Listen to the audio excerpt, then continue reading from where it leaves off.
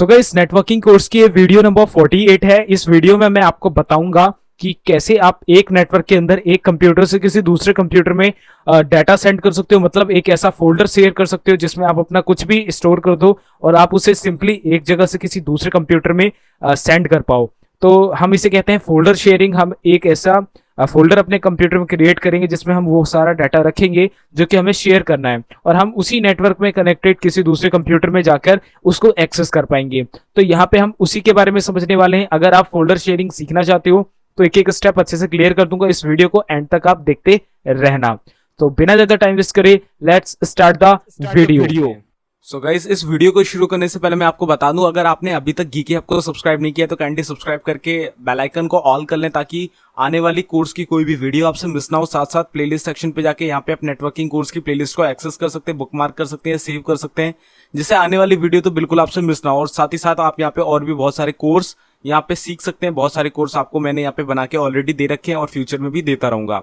तो अब बिना ज्यादा टाइम वेस्ट करें चलते हैं अपनी वीडियो की तरफ और जानते हैं डिफरेंट टाइप्स ऑफ नेटवर्क के बारे में।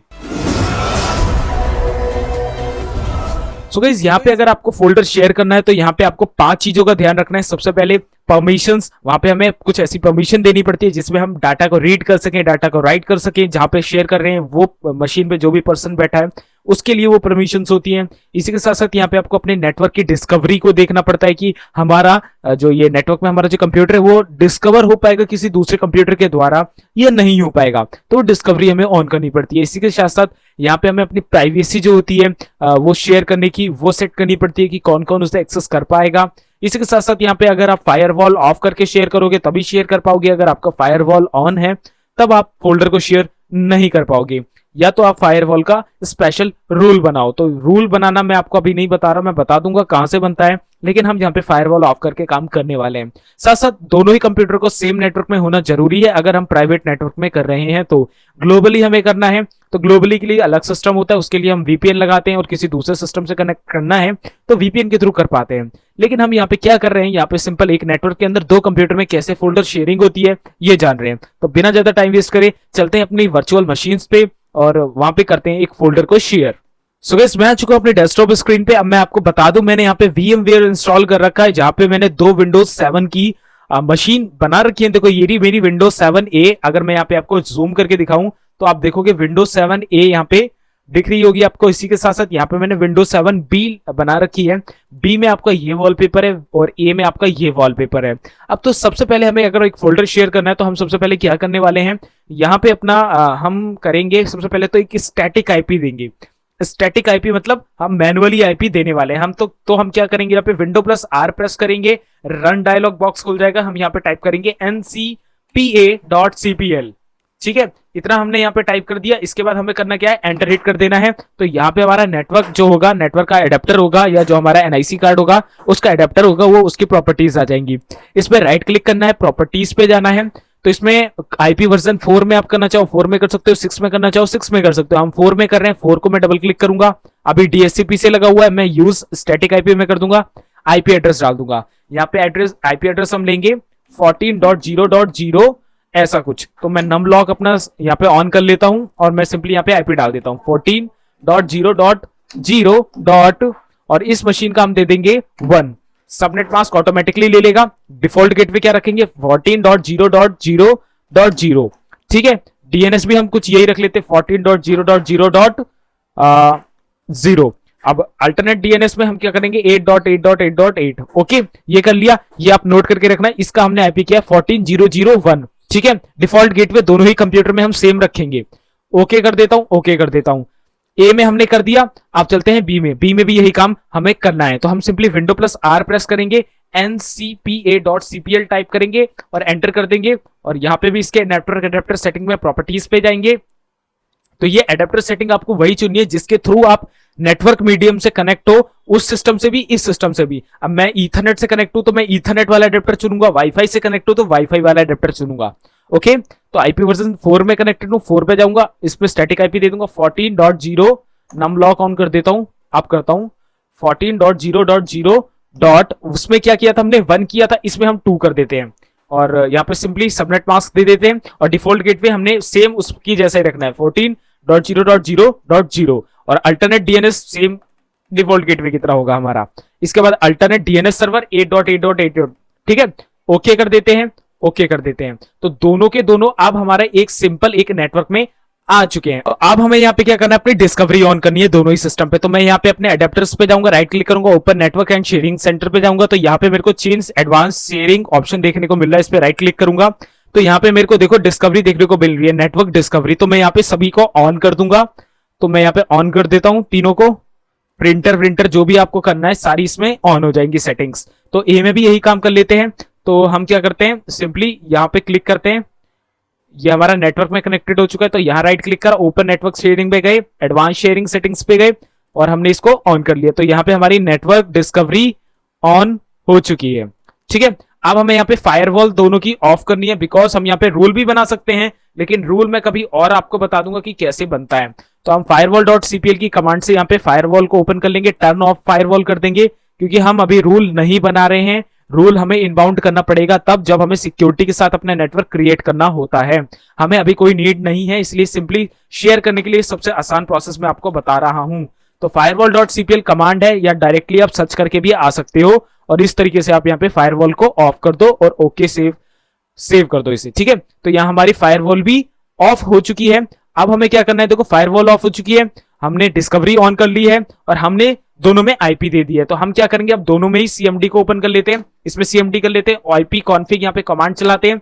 तो यहाँ पे हमें आईपी मिल रही है 14.0.0.2 और यहाँ पे सिंपली इसमें भी सीएमडी ओपन कर लेते हैं और यहाँ पे भी आईपी कॉन्फिग डाल देते हैं। तो यहाँ पे हमें देखते हैं क्या हमें रिजल्ट देखने को मिल रहा है। तो यहाँ पे 14.0.0.1 है।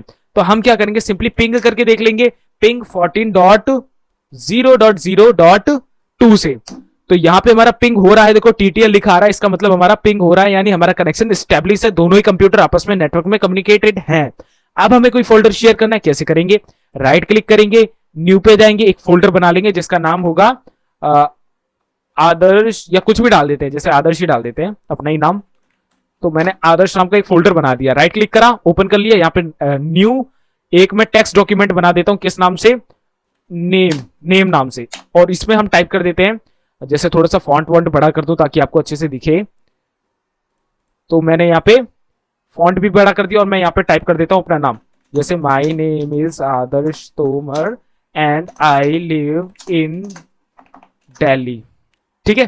तो मैंने ये यहाँ पे टेक्स्ट इस पे लिख दिया है। अब मैं क्या करूंगा, सिंपली इसे कंट्रोल एस से सेव कर दूंगा और इसे क्लोज कर दूंगा, राइट क्लिक करूंगा, न्यू पे जाऊंगा और एक यहाँ पे मैं क्या करता हूँ, एक बिट मैप इमेज यहाँ पे ले लेता हूँ, ऐसी न्यू फाइल है ये, इसमें हमने कुछ किया नहीं है। एक और चीज ले लेते हैं, एक और टेक्स्ट डॉक्यूमेंट बना लेते हैं, इसका नाम है जैसे सिटी, ठीक है, सिटी इसे लिखते हैं और इसमें 2-4 सिटीज का नाम लिख देते हैं, जस्ट लाइक जहां मैं खुद रहता हूं, और न्यू दिल्ली, और 2-4 सिटीज का और ले लेते हैं, जैसे कि मुंबई ले लेते हैं और कोलकाता ले लेते हैं,